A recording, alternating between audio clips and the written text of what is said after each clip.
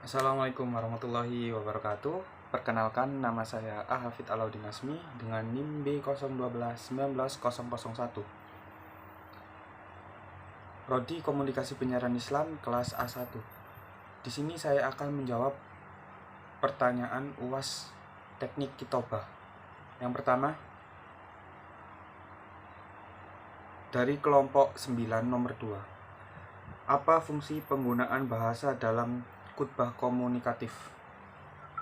Fungsi penggunaan bahasa adalah salah satu faktor yang dapat menambah peluang keberhasilan khutbah. Pengguna bahasa yang tepat dapat mempermudah jalannya khutbah karena antara mad'u akan memahami apa yang dikatakan oleh dai, bisa dengan mudah menyampaikan materi dakwah. Selanjutnya saya akan menjawab soal nomor 4 dari kelompok 9. Coba sebutkan pengantar atau pembuka uraian materi khutbah Jumat.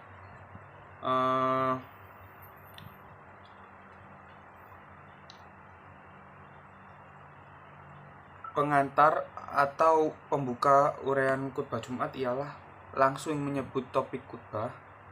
2. Mengutip ayat Al-Quran, hadis, perkataan ulama atau perkataan sahabat. Mengajukan beberapa pertanyaan provokasi, menyebutkan masalah aktual di tengah masyarakat, menyampaikan satu kisah Nabi. Yang selanjutnya pengalaman pribadi, dan yang terakhir menghubungkan dengan suasana emosi atau mood yang sedang meliputi hadirin. Selanjutnya saya akan menjawab pertanyaan nomor 3 dari kelompok 10. Jelaskan dua fungsi utama intonasi. Pertama, intonasi merupakan makna kalimat yang tutur dengan intonasi yang berbeda. Klausa sama dapat menjadi berita, tanya, atau perintah hanya karena perbedaan intonasi. Yang kedua, intonasi dapat mempengaruhi daya persuasi pidato. Dengan penggunaan intonasi yang tepat bahwa pidato dapat membujuk, mempengaruhi, ataupun meyakinkan pendengar. Selanjutnya saya akan menjawab pertanyaan nomor 2 kelompok 11. Dalam pidato humoris, apakah dari pesan dakwah yang selalu berisi lelucon dari awal hingga akhir? Jawabannya tidak. Karena jika dakwah terlalu banyak lelucon, maka tujuan dakwah yang kita sampaikan, yang kita ingin sampaikan tersebut tidak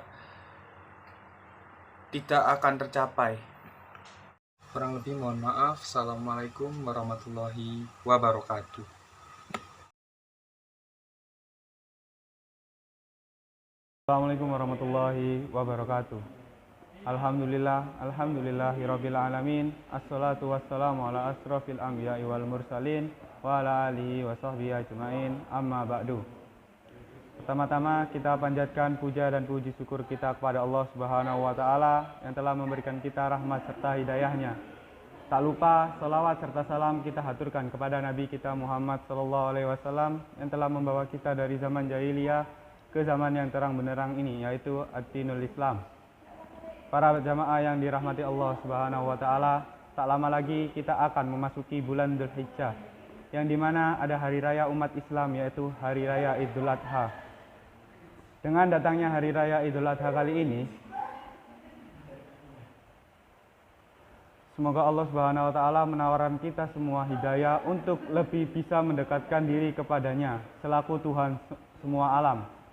Mari kita tingkatkan rasa takwa kita kepada Allah Subhanahu wa taala. Semoga kelak kita diberikan keselamatan di akhirat. Di hari raya Idul Adha, para umat muslim yang dari sisi ekonomi mempunyai kemampuan amat diserukan kepada mereka untuk melaksanakan kurban. Kurban yang berasal dari bahasa Arab yang diartikan penyembelih, mempunyai nilai bersejarah dalam Islam, dan masyarakat Islam melaksanakan kurban setiap 1 tahun sekali. Sebagaimana Allah Subhanahu wa taala berfirman, A'udzubillahi minasyaitonirrajim. Washolli lirabbika wanhar, yang artinya maka dirikanlah salat, alasannya ialah Tuhanmu, dan berkurbanlah. Surah Al-Kautsar ayat 2.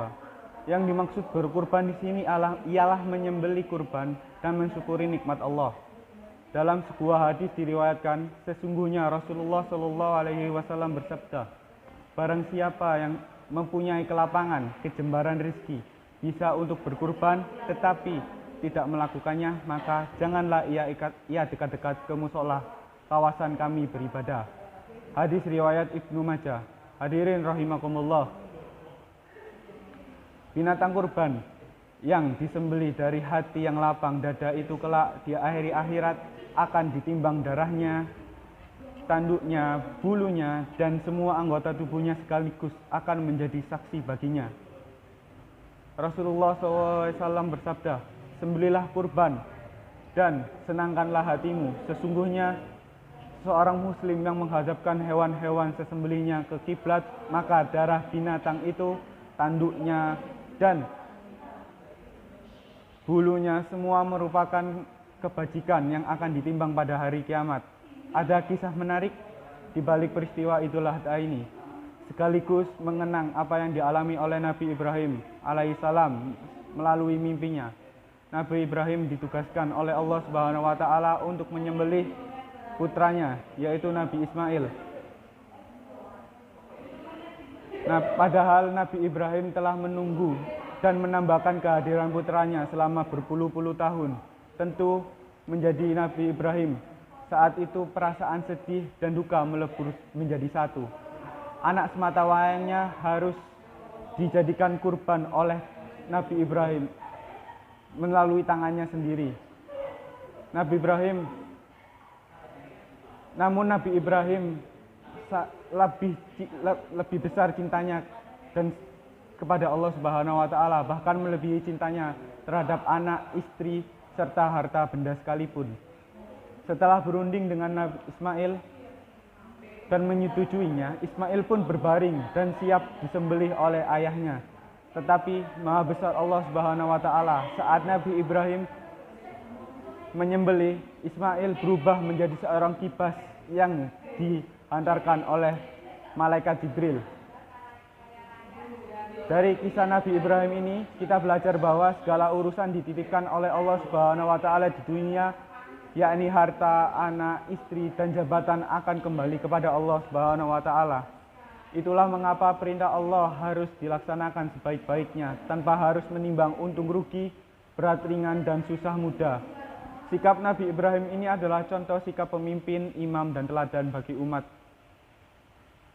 Sekian dari saya, mohon maaf bila ada kata salah, kurang lebihnya mohon maaf. Assalamualaikum warahmatullahi wabarakatuh.